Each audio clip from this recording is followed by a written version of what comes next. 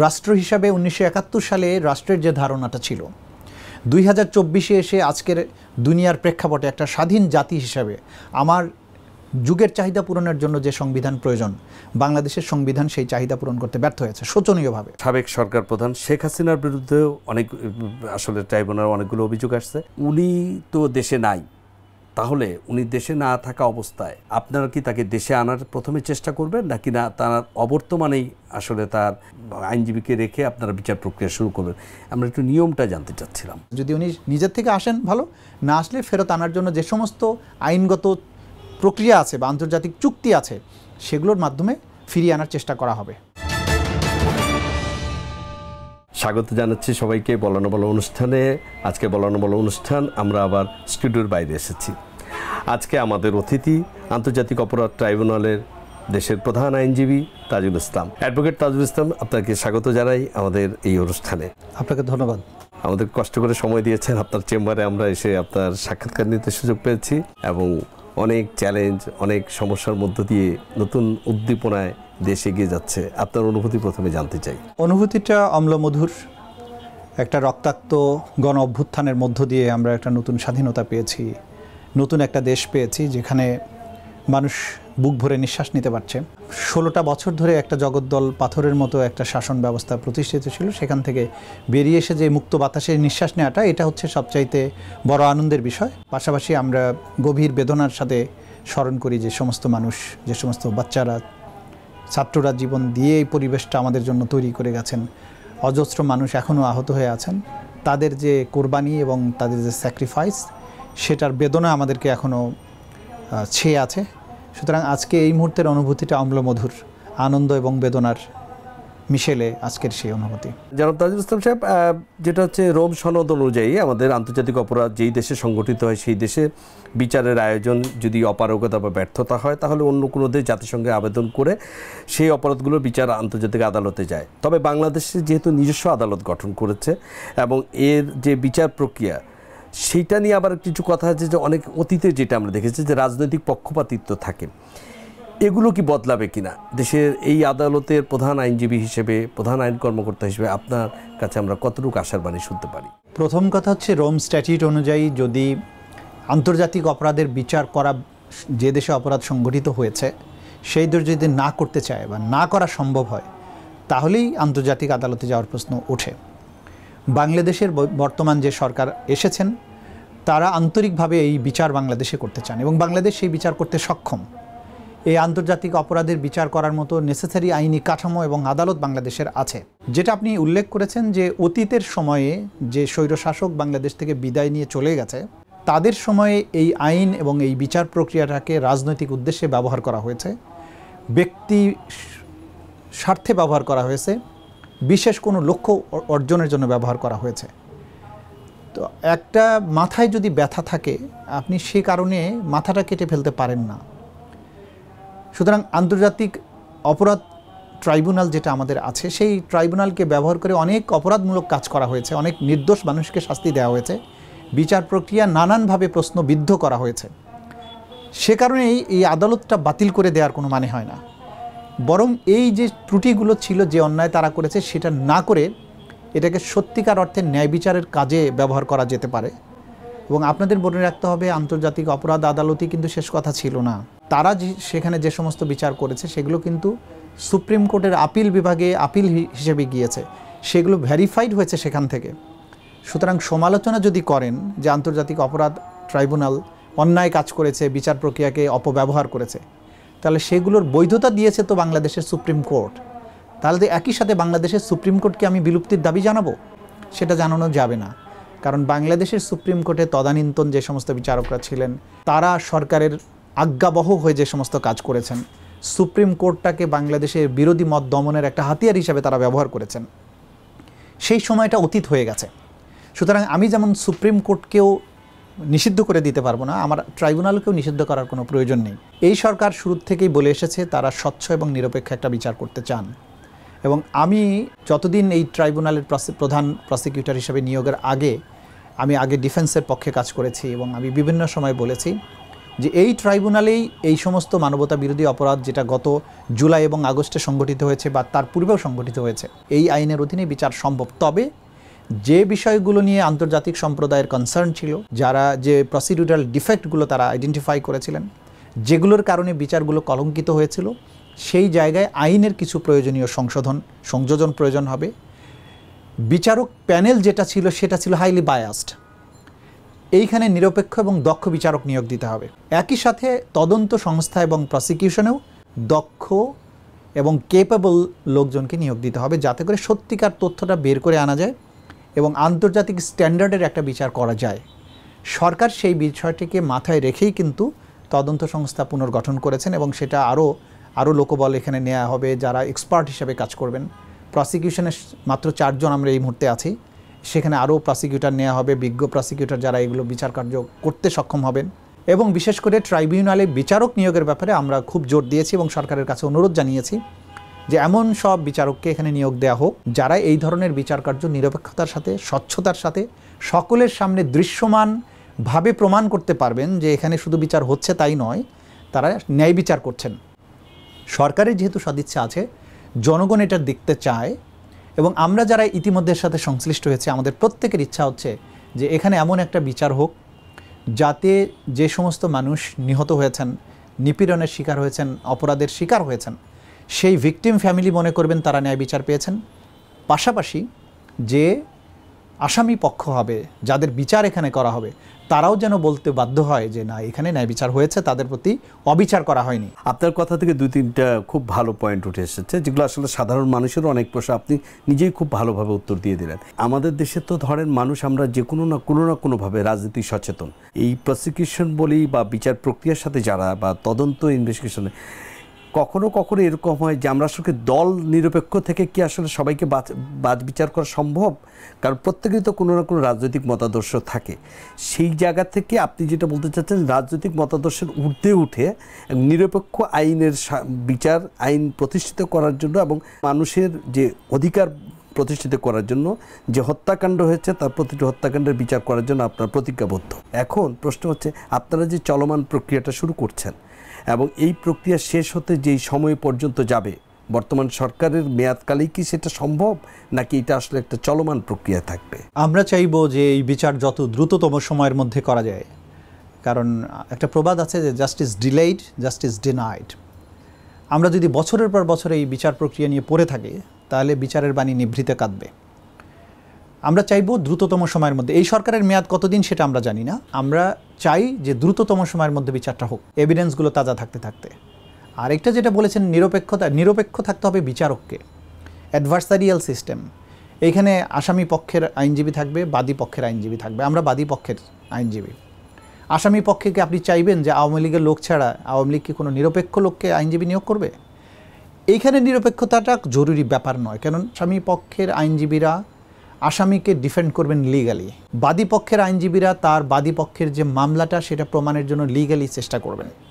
এইখানে তাদের সিরিয়াসনেসের প্রশ্ন আছে, তাদের পেশাদারিত্বের প্রশ্ন আছে, তাদের দক্ষতার প্রশ্ন থাকবে। নিরপেক্ষতা দেখাতে হবে আদালতকে, বিচারক যে এই দুই পক্ষের উপস্থাপিত সাক্ষ্য প্রমাণের উপর ভিত্তি করে আসামিদের যে প্রাপ্য শাস্তি এটা দেওয়া উচিত হবে কি হবে না, বা তিনি দোষী কিংবা নির্দোষ, সেটা এনশিওর করবে একটা নিরপেক্ষ ট্রাইব্যুনাল। অবশ্যই এই দুই পক্ষের যে প্রক্রিয়া, দুই পক্ষের কাজ হবে আইনজীবী হিসাবে। শুধু তারা তার ক্লায়েন্টকেই সার্ভ করবেন তা না, আইনজীবীকে বলা হয় সবসময় যে তারা আদালতের একজন অফিসার, আদালতকে সাহায্য করবেন একটা রাইট ডিসিশনে পৌঁছার জন্য। সুতরাং এই দুই পক্ষ সেই কাজটাই করবে এবং সেইটা বাংলাদেশে হচ্ছে, পৃথিবীর সব দেশেই এটা হচ্ছে। গত 16 বছরে যতগুলো ঘটনা ঘটেছে, গুম হয়েছে, হত্যাকাণ্ড হয়েছে, কিন্তু জুলাই এবং অগাস্টে যে হত্যাকাণ্ড হচ্ছে, যেটার জন্য ছাত্র জনতা ফুঁসে উঠল এবং সরকার পদ থেকে বাধ্য হলো, সরকার প্রধান দেশ থেকে চলে যেতে বাধ্য হলো। আমরা যেভাবেই বলি না কেন, মানুষের স্বতঃস্ফূর্ত আন্দোলন যেভাবে নেমে এসেছিল, আপামর মানুষ শেষে নেমে আসলো। এর পরবর্তীতে আমরা কিছু হত্যাকাণ্ড বা কিছু ঘটনা দেখলাম এবং দেখছি, এগুলো কি মানবতা বিরোধী অপরাধ হিসেবে গণ্য হবে কিনা? মানবতা বিরোধী অপরাধের সুনির্দিষ্ট সংজ্ঞা আছে। রোম স্ট্যাটিউট অনুযায়ী কোন অপরাধগুলো ক্রাইমস অ্যাগেনস্ট হিউম্যানিটি হিসেবে বিবেচিত হবে, কি কি এলিমেন্টস থাকলে হবে, সেগুলো কিন্তু আইনের মধ্যে বলা আছে। সুতরাং সাধারণভাবে একটা মার্ডারই হলেই কিন্তু সেই মার্ডারটা ক্রাইমস অ্যাগেন্স্ট হিউম্যানিটি নয়। একটা ছেলেকে পিটিয়ে মেরে ফেললো, it is not crimes against humanity, it can B A classic case of murder. সুতরাং সেগুলো বাংলাদেশের প্রচলিত যে আইন আছে সেখানেই বিচার্য হবে। কিন্তু যখন একটা রাষ্ট্রযন্ত্র ওয়াইড স্প্রেড অ্যান্ড সিস্টেম্যাটিক ওয়েতে পুরো রাষ্ট্রযন্ত্র ব্যবহার করে একটা জনগোষ্ঠীর বিরুদ্ধে তাকে নির্মূল করে দেওয়ার জন্য বা তাকে শেষ করার জন্য, তাকে অপদস্থ করার জন্য, তাকে সাবসার্ভিয়েন্ট করার জন্য একটা বিশেষ উদ্দেশ্য নিয়ে একটা সিস্টেম্যাটিক ওয়েতে যখন কাজ করে, একটা রাষ্ট্রীয় কমান্ড স্ট্রাকচার পুরোটাই এর পেছনে শক্তি হিসাবে ব্যয় করা হয়। যেমন ধরেন বাংলাদেশে যেগুলো হয়েছে, একদম মন্ত্রী পরিষদ থেকে সিদ্ধান্ত হয়েছে এদেরকে মারতে হবে, গুমের মাধ্যমে হোক, গুলি করে হোক, তাদেরকে জেল দিয়ে হোক, তাদেরকে নিশ্চিহ্ন করে দিতে হবে, এটা ডিসিশন ছিল। এবং বিশেষ করে জুলাই এবং আগস্টের সময় কি হয়েছে যে একদম বলা হয়েছে শুট অ্যাট সাইট, কারফিউ জারি করা হয়েছে, সেখানে 14 দল গিয়ে মিটিং করেছে, ক্যাবিনেট মিটিং করেছে, প্রধানমন্ত্রী অফিস থেকে ক্রমাগত নির্দেশ দেওয়া হয়েছে। সর্বশেষ সময়েও যখন প্রধানমন্ত্রী দেশ ছেড়ে পালিয়ে যান তখনও কি বলেছেন যে আইজি সাহেব, যে কনভারসেশনগুলো আপনারা মিডিয়ার কল্যাণে জাতি জানতে পেরেছে, যে সেনাবাহিনীর প্রধানকে বলা হচ্ছে তো তোমরা করছো কি, পুলিশ তো ঠিকমতো কাজ করছে, পুলিশ তো গুলি করে সব ক্লিয়ার করে দিচ্ছে, তোমরা কেন গুলি করছো না? কী শো করে এই কথাগুলোর থেকে যে এটা রাষ্ট্রীয় ডিসিশন ছিল যে এদেরকে শেষ করে দাও। সেনাবাহিনী সেই কাজটা তাদের ইচ্ছা পূরণ করেনি, কিন্তু বাকি বাহিনী এই কাজটা তার ইচ্ছা অনুযায়ী করেছে। সুতরাং একটা রাষ্ট্রীয় কমান্ড স্ট্রাকচারের অধীনে এই অপরাধ সংঘটিত হয়েছে, তখন এটা ক্রাইমস অ্যাগেন্স্ট হিউম্যানিটি। যে কারণে ক্রাইমস অ্যাগেন্স্ট হিউম্যানিটির আন্ডারে এই অপরাধগুলোর বিচার হবে আন্তর্জাতিক অপরাধ ট্রাইব্যুনালে। কিন্তু সাধারণভাবে বিচ্ছিন্ন কোনো ঘটনায় পরবর্তী সময়ে যতই খুন হোক সেটা তো রাষ্ট্র প্ল্যান করে করছে না। সুতরাং সেটার জন্য বাংলাদেশের প্রচলিত আইন আছে, প্রচলিত আদালত আছে, সেখানেই হবে। আর জনাব তাজুল ইসলাম সাহেব, যেমন আপনি বলছিলেন একটু আগে যে মন্ত্রী পরিষদ থেকে বা রাষ্ট্রের সর্বোচ্চ নীতি নির্ধারণের জায়গা থেকে বলা হতো, নির্দেশ দেওয়া হতো যে শেষ করে ফেলতে, যে বাহিনী সদস্যরা এই দায়িত্ব পালন করেছে, বাহিনীর সদস্যরাও তো এই একই অপরাধে অভিযুক্ত বা হওয়ার কথা। তাহলে সেই জায়গাতে আমরা বিশেষ করে যদি দেখি আমাদের পুলিশ বাহিনী, এমনিতে পুলিশ বাহিনীর একটা এখন পর্যন্ত রিফর্ম করার কথা হচ্ছে, কিন্তু এখন পর্যন্ত তাদের স্থিতিশীলতা নেই। সেক্ষেত্রে আপনার পরামর্শ কী থাকবে? রাষ্ট্রের কাছে পুলিশ পুনর্গঠনের পরামর্শ দেওয়ার জন্য এটা আমি এই মুহূর্তে আমি উপযুক্ত ব্যক্তি নই, এটা আমার পজিশন থেকে বলাটা কঠিন। ডেফিনেটলি এই রাষ্ট্রের জন্য পুলিশ প্রশাসনকে ঢেলে সাজাতে হবে, নতুন করে করতে হবে। কিন্তু যে বাহিনীই হোক, সেটা পুলিশ বা অন্য যে কোনো বাহিনী হোক, সেই বাহিনীর কোনো সদস্য যদি অপরাধের সাথে সম্পৃক্ত থাকে, পুরো বাহিনীরও বিচার করা যাবে, ব্যক্তিরও বিচার করা যাবে। এই আইনে সেই ব্যবস্থা রাখা হয়েছে। সুতরাং যখন একটা রাষ্ট্রীয় সিদ্ধান্ত বাস্তবায়ন করেছে একটা বাহিনী, সেই বাহিনীর কমান্ড স্ট্রাকচারের মধ্যে যারা ছিলেন বা যারা ফিল্ড লেভেলে এক্সিকিউশন করেছেন, প্রত্যেকের বিচার এই আন্তর্জাতিক অপরাধ ট্রাইব্যুনাল আইনে করা যাবে। সুতরাং এটা নিয়ে কোনো দ্বিধাদ্বন্দ্বের সুযোগ নেই। বাহিনীরও বিচার করা যাবে, বাহিনীর সদস্যেরও বিচার করা যাবে, কমান্ডারেরও বিচার করা যাবে, এবং তাদের সুপিরিয়র কমান্ডার যারা ছিলেন, নির্দেশদাতা ছিলেন, যাদের পাওয়ার ছিল হুকুম দেয়ার, যাদের পাওয়ার ছিল প্রিভেন্ট করার, প্রত্যেককে এই আইনের অধীনে বিচার করা যাবে। 2013 সালে যে ট্রাইব্যুনাল গঠন হয়েছিল, তারপর যে আইনের মাধ্যমে বিচার হচ্ছে, সেই আইনের অনেকগুলো ত্রুটি নিয়েও একসময় আপনারা কথা বলেছেন। সেই আইনগুলো কি সংস্কার করেই কার্যক্রম শুরু করবেন নাকি না ধাপে ধাপে সংস্কার করা হবে? এটা আমরা ইতিমধ্যেই সরকারের যে আইন মন্ত্রণালয় আছে, আইন এবং বিচার বিষয়ক যে উপদেষ্টা আছেন, মাননীয় উপদেষ্টা, ওনার সাথে মত বিনিময় করেছি। আমাদের রাষ্ট্রের যিনি অ্যাটর্নি জেনারেল, তার সাথেও আমরা মত বিনিময় করেছি, এবং আমরা চাই যে এটা নিয়ে প্রয়োজনে আরও ডিসকাশন হতে পারে যে কোন কোন জায়গাটায় আইনের সংস্কার প্রয়োজন, যেটা আন্তর্জাতিক সম্প্রদায় এতদিন ধরে কনসার্ন হিসাবে রেইজ করেছেন আমাদের সামনে, সেগুলোকে বিবেচনায় নিয়ে এবং বাস্তবতার নিরিখে বিবেচনায় নিয়ে আমরা মনে করি যে এই অ্যামেন্ডমেন্টগুলো হওয়া উচিত বা হওয়া দরকার। সরকার এই ব্যাপারে ইতিবাচকভাবে ভাবছেন, সেটা বিচার প্রক্রিয়া শুরুর আগেও হতে পারে, বিচার প্রক্রিয়া চলমান থাকা অবস্থায়। আপনারা জানেন যে বিচার প্রক্রিয়া চূড়ান্ত পর্যায়টা শুরু হতে সময় লাগে, তার আগে তদন্ত প্রক্রিয়া চলতে থাকে। এই পর্যায়ের মধ্যে যে কোনো একটা পর্যায়ে বিচার শুরুর আগেই যদি এটা সংশোধিত হয়, তাহলে এটা নিয়ে আর কোনো প্রশ্ন উঠবে না বলে আমরা বিশ্বাস করি। চূড়ান্ত বিচার প্রক্রিয়া হতে সময় লাগবে, কিন্তু বিচারের তদন্ত কাজ শুরু করা, মামলা আসার পরে মামলাগুলো দেখা, এই কার্যক্রম কি শুরু হয়ে গেছে? তদন্ত সংস্থার কাজ বা প্রসিকিউশনের যে কাজ, সেটা আমরা শুরু করেছি। কারণ শুরুটা হচ্ছে তদন্ত করা এবং অভিযোগগুলোকে কালেক্ট করে সেগুলোকে কম্পাইল করে মামলা হিসাবে উপযুক্ত করে সাজানো, সেই কাজটা চলমান আছে। কিন্তু ট্রাইব্যুনাল যতক্ষণ গঠিত না হচ্ছে, অর্থাৎ বিচারক নিয়োগ না দেওয়া হচ্ছে, আমরা ট্রাইব্যুনালের কাছে পিটিশন আকারে দায়ের না করা পর্যন্ত এটা ফর্মাল মামলা বলা যাচ্ছে না। তো ট্রাইব্যুনাল যখনই বসবেন, তখনই এই যে আমরা যে সমস্ত অভিযোগ ইতিমধ্যে আমাদের হাতে আছে সেগুলোকে ফর্মুলেট করে ট্রাইব্যুনালের কাছে এটা মামলা আকারে উপস্থাপন করে তখন আমরা নেসেসারি আদেশ চাইব আদালতের কাছে, আসামিকে গ্রেপ্তার কোনো কিছু বা অন্যান্য নানান বিষয় আছে যে বিষয়গুলোতে আমরা আদালতের কাছ থেকে আদেশ চাইব, এবং তখনই আনুষ্ঠানিকভাবে মামলার কার্যক্রম শুরু হলে বলে বলা যাবে। কিন্তু মামলার কার্যক্রম শুরু হওয়ার আগেও তদন্ত সংস্থা যেহেতু হয়েছে, আইন যেহেতু আছে, আদালতের কাঠামো সবই আছে, শুধু বিচারক নেই, এই বাকি কার্যক্রম তদন্তের কার্যক্রম চলমান আছে, এটা চলতে থাকবে। কতগুলো অভিযোগ ইতিমধ্যে আপনারা পেয়েছেন বা এটা কি রাষ্ট্রই করবে না কোনো ব্যক্তিও করতে পারে? এটা পুরোটাই রাষ্ট্রের দায়িত্ব। রাষ্ট্রের পক্ষ থেকে প্রসিকিউশন এই আদালতে মামলা দায়ের করবে। আমরা ব্যক্তি পর্যায় থেকে 28টি অভিযোগ এখন পর্যন্ত আমাদের ট্রাইব্যুনালের তদন্ত সংস্থার কাছে এবং প্রসিকিউশনের কাছে জমা দেওয়া হয়েছে। ব্যক্তি পর্যায়ে কারো ভাই মারা গেছে, ছেলে মারা গেছে, নানানভাবে তারা এসেছেন। এইটাকে আমরা এনকারেজ করি যে তারা, বাংলাদেশে হত্যাকাণ্ড হয়েছে 1000-এর উপরে, প্রত্যেকটা পরিবার থেকে এইভাবে অভিযোগগুলো যদি আমাদের কাছে আসে তাহলে আমাদেরকে সাক্ষী, ঘটনার বিবরণ এগুলো আইডেন্টিফাই করতে সুবিধা হয়। তাদের এই সমস্ত অভিযোগগুলো আমরা একসাথে নিয়ে এগুলোকে কম্পাইল করে আমরা সুবিধাজনকভাবে আমরা কিভাবে যাব সেটা আমরা এখনও ডিসাইড করিনি। যেমন ধরেন 5ই আগস্টে যাত্রাবাড়িতে হত্যাকাণ্ড হয়েছে, আমরা যদি যাত্রাবাড়ির অপরাধটাকে বেসিস ধরি তাহলে সেই দিনে যদি যতজন মানুষ মারা গিয়েছে সবগুলোকে মিলিয়ে একটা মামলা হিসাবে দায়ের করতে পারি। বাড্ডাতে একটা মামলা দায়ের করতে পারি, মিরপুরে বা আশুলিয়াতে, এইভাবে আমরা মামলা দায়ের করতে পারি। এখন ধরেন ওখানে যাত্রাবাড়িতে 200 মানুষ মারা গেছে, 200 মানুষের মধ্যে থেকে হয়তো 50 জন বা 10 জন এসে আমাদের ট্রাইব্যুনালের কাছে অভিযোগ দিয়েছে। আমরা এটাকে 10টা মামলা করব না, এগুলো সবগুলো মিলিয়ে আমরা ভাবছি, এখন পর্যন্ত এটা ফাইনাল না যদিও, আমরা ভাবছি যে এই ঘটনার সবগুলো 100টা হত্যাকাণ্ড মিলিয়ে যেহেতু 5ই আগস্টের একটা ঘটনা ঘটেছে সেটার জন্য আমরা একটা মামলা আকারে দায়ের করব। এইভাবে আমরা চিন্তাভাবনা করছি, সেটা কোর্ট বসলে আরও স্পষ্টভাবে বোঝা যাবে আর কি। একটা বিষয় জানতে ইচ্ছে করে যে আপনি দেখেছেন আমাদের 5 আগস্টের পরে অনেকগুলো থানায় মামলা হয়েছে, যে নিয়মিত ফৌজদারি মামলা হয়েছে, সেখানে দেখা গেছে যে মানে ঢালাওভাবে মামলা করতে গিয়ে আমাদের দেশের বিজ্ঞ আইনজীবীরা আবার এই সমালোচনা করেছেন যে এই মামলাগুলো আসলে প্রথম ধাপে কিছু টিকবে না, মামলাগুলো অনেক নিয়ম মতো ঠিকঠাক মতো হচ্ছে না, কিছু লোকের নাম আছে যে নামগুলো আদালতে প্রমাণ করা কঠিন।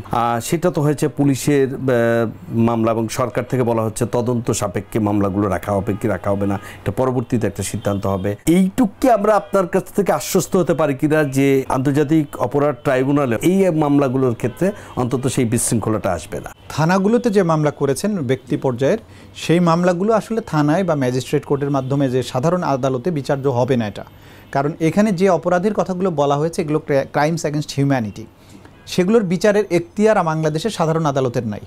তার মানে আলটিমেটলি এই সবগুলো মামলা আন্তর্জাতিক অপরাধ ট্রাইব্যুনালে চলে আসবে।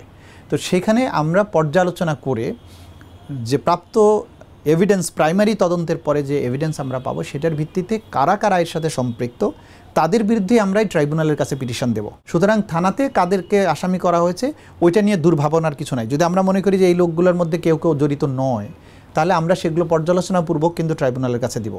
আবার আমরা যদি এটা দেখি যে এখানে যাদেরকে আসামি করা হয়েছে এর বাইরেও আসামি আছে, তাদেরকেও আমরা এখানে সম্পৃক্ত করতে পারবো।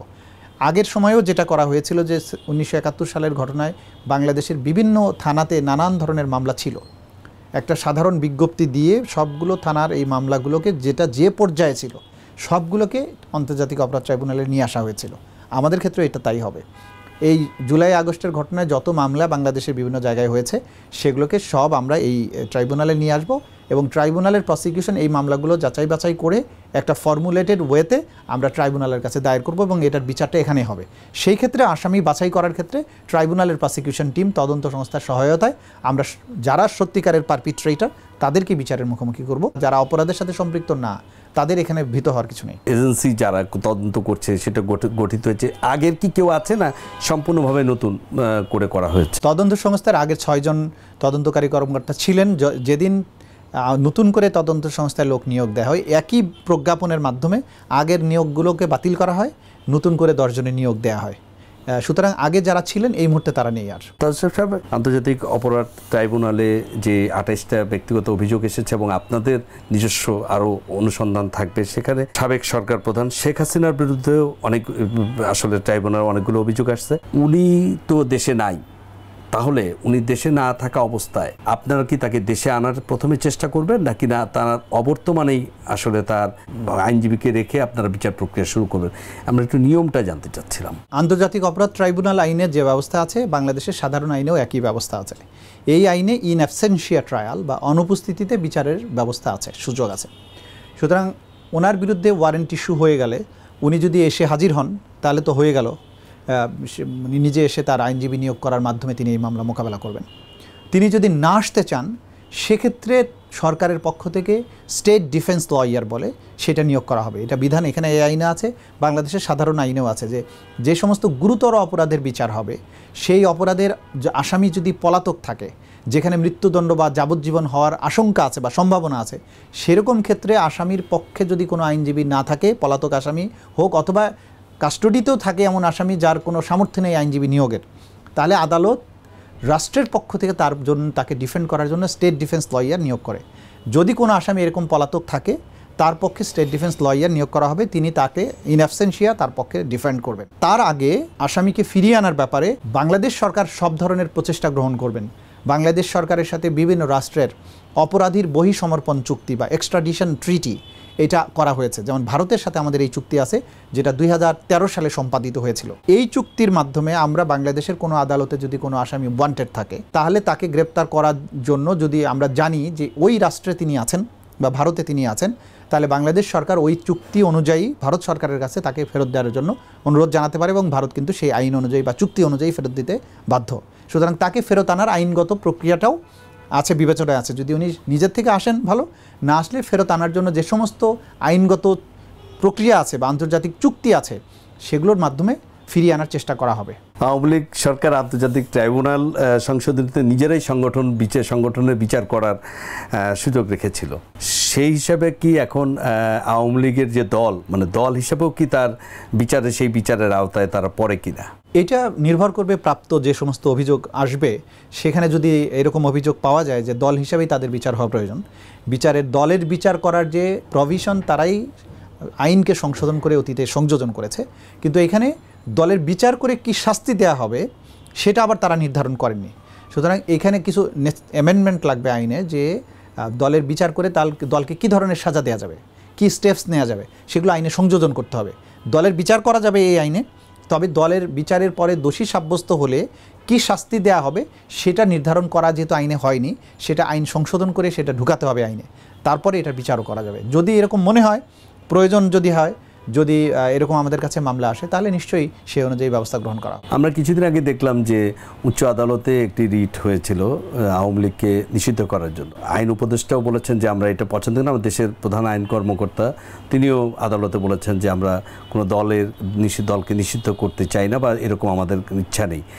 সেক্ষেত্রে কি সেটা তো একটা বিবেচনা ছিল, কিন্তু এই আইনের আওতায় তো সেটার মধ্যে নাই। দুটোর মধ্যে অনেক পার্থক্য আছে। একটা রাজনৈতিক দল হিসেবে সাংবিধানিক আদালতে তার রাজনীতি করার অধিকার নিষিদ্ধ করার দাবি জানানো এটা ভিন্ন জিনিস। এটার ব্যাপারে রাষ্ট্র যেটা সিদ্ধান্ত নিয়েছেন সেটা সঠিক বলে আমি মনে করি।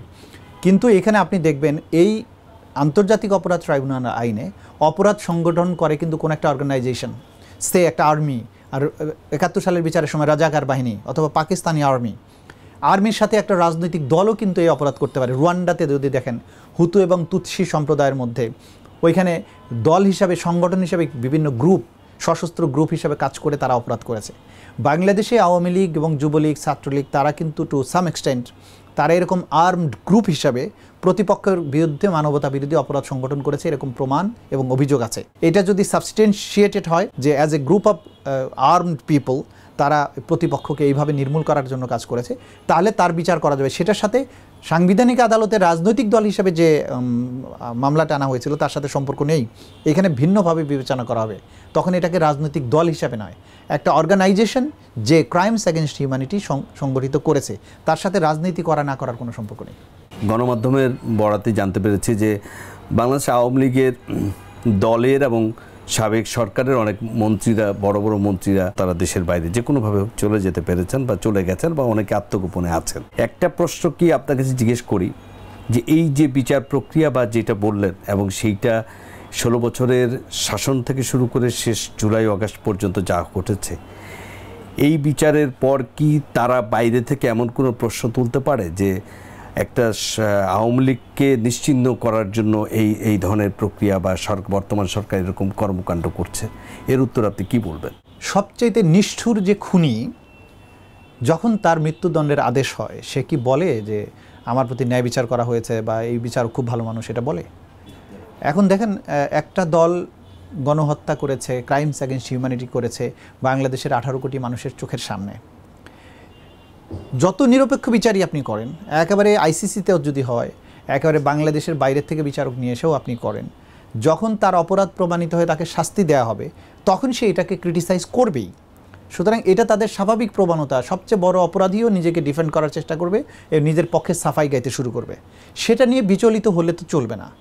আমার দেখার বিষয় হচ্ছে যে আমার বিচার প্রক্রিয়া সঠিক কতটা স্বচ্ছতার সাথে, কতটা ন্যায় বিচার আমরা করতে পেরেছি, এভিডেন্সটা কত কনক্রিট ছিল, কত ক্লিয়ার ছিল, প্রসিডিউরাল ফেয়ারনেস ছিল কিনা, আমার বিচারকরা যথাযথভাবে এটা বিশ্লেষণ করে রায় দিয়েছেন কিনা, সেটা এনশিওর করতে হবে। বাইরের লোক কী বলছে এগুলো নিয়ে আসলে বিবেচনা করার বা এগুলো নিয়ে খুব বেশি দুশ্চিন্তা করার কোনো সুযোগ নেই, প্রয়োজন নেই। আমাদের এখন আরেকটা আলোচনা হচ্ছে যে আমাদের সংবিধান সংস্কার, আমাদের আইন থেকে শুরু করে সব কিছুই যদি সংবিধান, তো আমাদের তো আইন, প্রত্যেকটা আইন আমাদের সংবিধানের আলোকে। তো কোনো বুদ্ধিজীবী মহল বা ফরদ মজা সাহেব বলেছেন যে এই সংবিধানের অধীনে আসলে কোনো কিছু হওয়া উচিত না, এটা গণকমিশন করে একটা নতুন সংবিধান রচনা করতে হবে। এবং ইতিমধ্যে সরকার সংস্কার করার জন্য 6টা কমিশন করেছে এবং সেখানে আইন কমিশনের এর মধ্যে আছে বা আমাদের সংবিধান আছে ডক্টর আলী রিয়াজের মাধ্যমে। তো যদি আবার নতুন করে সংস্কার করতে যায়, তাতে কি এই কার্যক্রম কি ধীর গতিতে পড়বে কিনা? না, হবে না। কারণ হচ্ছে সংবিধান বাংলাদেশের এই যে আজকের স্বাধীনতা অর্জনের 54 বছর পরে রাষ্ট্র হিসাবে 1971 সালে রাষ্ট্রের যে ধারণাটা ছিল, 2024-এ এসে আজকের দুনিয়ার প্রেক্ষাপটে একটা স্বাধীন জাতি হিসাবে আমার যুগের চাহিদা পূরণের জন্য যে সংবিধান প্রয়োজন, বাংলাদেশের সংবিধান সেই চাহিদা পূরণ করতে ব্যর্থ হয়েছে শোচনীয়ভাবে। কারণ এই সংবিধান গণতন্ত্রের জন্য প্রতিষ্ঠিত হয়েছিল, কিন্তু এই সংবিধান ব্যবহার করেই একের পর এক গণতন্ত্রকে হত্যা করা হয়েছে, মানুষের ভোটাধিকার হত্যা করা হয়েছে। এই সংবিধানের মূল কথা ছিল হিউম্যান রাইটস, মানুষের মানব সত্তার প্রতি মর্যাদা, আর্টিকেল 11। এই সংবিধান থাকা সত্ত্বেও মানুষের প্রতি অমানবিক আচরণ করা হয়েছে, রাষ্ট্র নিপীড়িকর ভূমিকায় অবতীর্ণ হয়েছে। সুতরাং এই সংবিধান আজকে এই 2024 সাল এবং পরবর্তী যুগের জন্য বাংলাদেশের স্বাধীন নাগরিকদের উপযোগী সংবিধান নয়। এটা নতুন করে প্রণীত হওয়া উচিত। সেটা প্রণীত হওয়ার আগ পর্যন্ত আমাদের যে জুডিশিয়াল সিস্টেম আছে সেগুলো চলমান থাকবে। সেগুলো যখন নতুন করে সংবিধানের আওতায় যদি কোনো পরিবর্তন, সাধারণ আইনের পরিবর্তন তো হচ্ছে না, পরিবর্তন হচ্ছে সংবিধানের। সুতরাং সংবিধানের পরিবর্তন হওয়া মানে সাধারণ প্রচলিত আইনগুলো নালিফাই হয়ে যাওয়া নয়, প্রচলিত আইনগুলো চলমানই থাকবে। প্রচলিত আইন পুরোপুরি স্থগিত হচ্ছে না। যদি কোনো আইনকে বিশেষ কোনো প্রয়োজনে স্থগিত করা বা বাতিল করার প্রয়োজন হয়, পরবর্তী সময় সেই আইনগুলো করা হবে। কিন্তু সংবিধানের সাথে প্রচলিত যেগুলো আছে, সংবিধান পরিবর্তন হওয়ার কারণে প্রচলিত এই বিচার বা আইন কোনো কিছু অ্যাফেক্টেড হবে না, যদি না এই আইনগুলোকে আলাদাভাবে পরিবর্তন করা হয়। আপনি কথাটা সুন্দর বললেন যে আমাদের এই সংবিধান ব্যর্থ হয়েছে আমাদের যে উদ্দেশ্যে, যে গণতন্ত্র, মানুষের মূল্যবোধ, মানুষের বাক স্বাধীনতা, তার মর্যাদা, ন্যায্যতা, এই সংবিধান যে ব্যর্থ হল, এর জন্য আসলে দায় কার? এই সংবিধানের না আমাদের রাজনীতিবিদদের, নাকি রাজনীতির, কোনটা আপনি মনে করেন? সংবিধান তো একটা স্ট্যাটিক জিনিস, এটা একটা বই মাত্র। এটার জন্য দায়ী তো বাংলাদেশের রাজনীতিবিদরা, আমি বলবো বিশেষ করে ক্ষমতায় যারা ছিলেন বা ক্ষমতার বাইরে থেকেও বিরোধী দলে যারা ছিলেন, সবার সম্মিলিত দায় ছিল এই রাষ্ট্রকে ধারণ করা। একটা কলোনিয়াল যুগ থেকে বাংলাদেশ দ্বিতীয়বার স্বাধীন হয়েছিল 1971 সালে। ব্রিটিশের কলোনি ছিলাম আমরা। তো আমি কলোনিয়াল যুগের যে সংবিধান, সেখান থেকে আমাকে বেরিয়ে আসতে হয়েছে। আবার পাকিস্তানি শোষণের হাত থেকে বেরিয়ে এসে আমি আবার আরেক ধাপ এগিয়েছি। এখন এই বাস্তবতার মধ্যে আমার এই সংবিধানকে আমার যেভাবে ব্যবহার করা উচিত ছিল, সংবিধান মানুষের নাগরিক অধিকার যেভাবে দেওয়ার কথা ছিল, আমার রাজনীতিবিদরা সেটা করেনি। তারা লেগাসির শাসন প্রতিষ্ঠা করেছেন। এটা রাজনীতিবিদদের দায়িত্ব, এটা রাজনীতির দায়িত্ব। এটা বাংলাদেশের এতদিনের রাজনীতির ব্যর্থতা, যে কারণে এই সংবিধানটা অকার্যকর একটা সংবিধানে পরিণত হয়েছে। কতটুকু আত্মবিশ্বাসী যে 5 অগাস্টের ঘটনা দেখে, জুলাই থেকে 5 অগাস্ট, আমাদের রাজনীতিবিদদের অনেক পরিবর্তন হবে গুণগত? আমি আশা করি সবসময় যে রাজনীতিবিদদের এই গুণগত পরিবর্তন হবে। না হলে তাদের কি পরিণতি হয় সেটাও তারা শিক্ষা ইতিমধ্যেই নিয়েছেন বলে আমি মনে করি। যে রাজনীতিবিদরা চাটুকার পরিবেষ্টিত থেকে বাংলাদেশের মানুষকে কৃতদাসে পরিণত করেছিলেন, তারা কিভাবে বাংলাদেশ থেকে পালিয়ে গিয়েছেন বা এখনও যাচ্ছেন সেটা সবার চোখের সামনে আছে। যদি কোনো রাজনীতিবিদ এটার থেকে শিক্ষা গ্রহণ না করেন, তাদেরকে একই পরিণতি বরণ করতে হবে। তবে এই জাতি নিয়ে আমি হতাশ নই এজন্য যে এই জাতির মধ্যে আবু সাইদ অথবা মুগ্ধ বা আরও শহীদদের মতো তরুণেরা আছে, যারা বুক পেতে দিয়ে বাংলাদেশটাকে রক্ষা করেছে, যারা বাংলাদেশের মানুষের বিবেক জাগরণের জন্য একজন আবু সাইদের মতো একজন যুবকই যথেষ্ট। এই যুবকেরা বাংলাদেশে আছে, লাখে লাখে কোটিতে কোটিতে আছে। সুতরাং গুটি কয়েক নষ্ট হয়ে যাওয়া রাজনীতিবিদদের নষ্ট ভাবনা বাংলাদেশকে আর ভুল পথে নিতে পারবে না, এটা আমি বিশ্বাস করি। আপনার প্রত্যাশা কি?